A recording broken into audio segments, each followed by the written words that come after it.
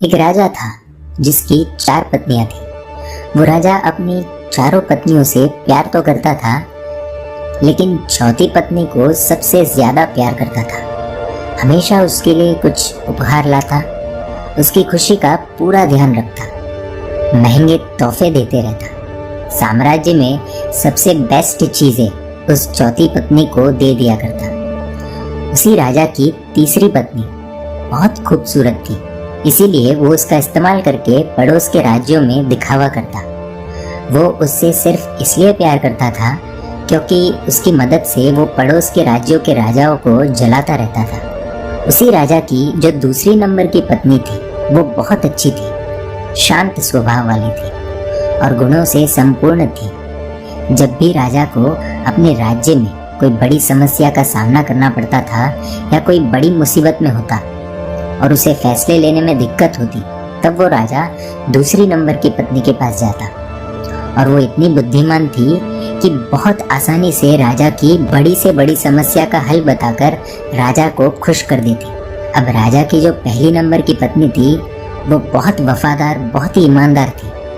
वो हमेशा राजा की सेहत का ध्यान रखती, राजा की संपत्ति की रक्षा करती और हमेशा उसको राजा के सेहत की फिक्र रहती। लेकिन राजा इस पत्नी के मामले में बहुत ही नादान था। राजा इस पहली पत्नी को शायद ही कभी नोटिस भी करता।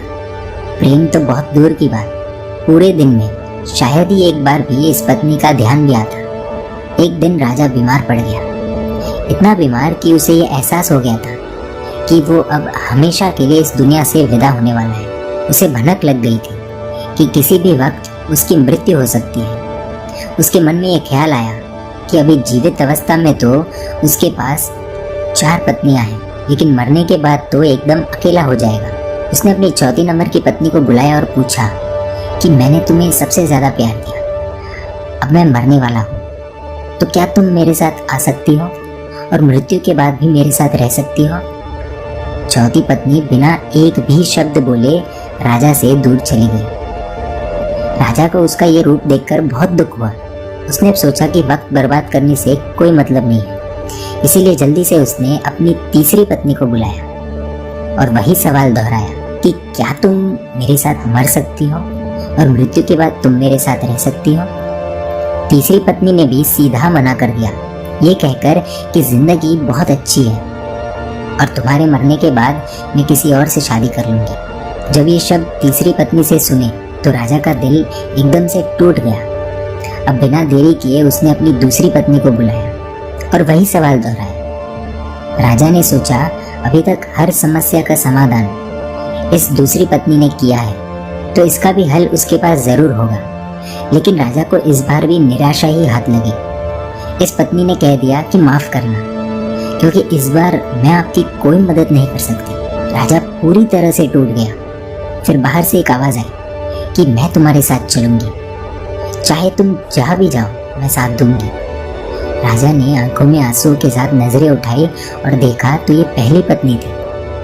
यह पहली पत्नी बहुत बीमार और दुखी दिख रही थी। राजा ने कहा, शायद मुझे तुम्हारी देखभाल ठीक से करनी चाहिए थी, मैंने तुम्हारा ध्यान नहीं रखा। जिंदगी का सच यही है, हम सबके भी 4 पत्नियां हैं। चौथी पत्नी है हमारा शरीर, पूरी जिंदगी सजा कर रखते हैं, लेकिन मृत्यु पर ये हमें छोड़ देता है। तीसरी पत्नी है हमारी संपत्ति और हमारा पद, जब हम मरेंगे तो ये सब किसी और के पास चला जाएगा। दूसरी पत्नी है हमारा परिवार, हमारे दोस्त, हमारे रिश्तेदार, चाहे वो हमसे कितना भी प्यार क्यों न करते हो, लेकिन मृत्यु पर वो सिर्फ शमशान तक साथ देंगे। और अंत में हमारी पहली पत्नी है हमारी आत्मा। शरीर, संपत्ति, सुख सुविधा में हमेशा हम हमारी आत्मा को भूल जाते हैं, लेकिन जीवन का कड़वा सच यही है कि सिर्फ और सिर्फ हमारी आत्मा ही हमारे साथ रहेगी। हमने कभी भी आत्मा के कल्याण की चिंता की ही नहीं, जबकि दूसरी चीज़ों के साथ हमें सबसे ज़्यादा हमारी आत्मा की फिक्र करनी चाहिए। अभी वक्त है, अपनी आत्मा के लिए समय निकालिए और आत्मा के कल्याण का प्रयास कीजिए, क्योंकि सिर्फ यही आत्मा है जो हमेशा हमारे साथ रहेगी। दोस्तों, ये वीडियो कैसा लगा कमेंट में आपकी राय ज़रूर दीजिए और वीडियो पसंद आया हो तो शेयर ज़रूर कीजिए।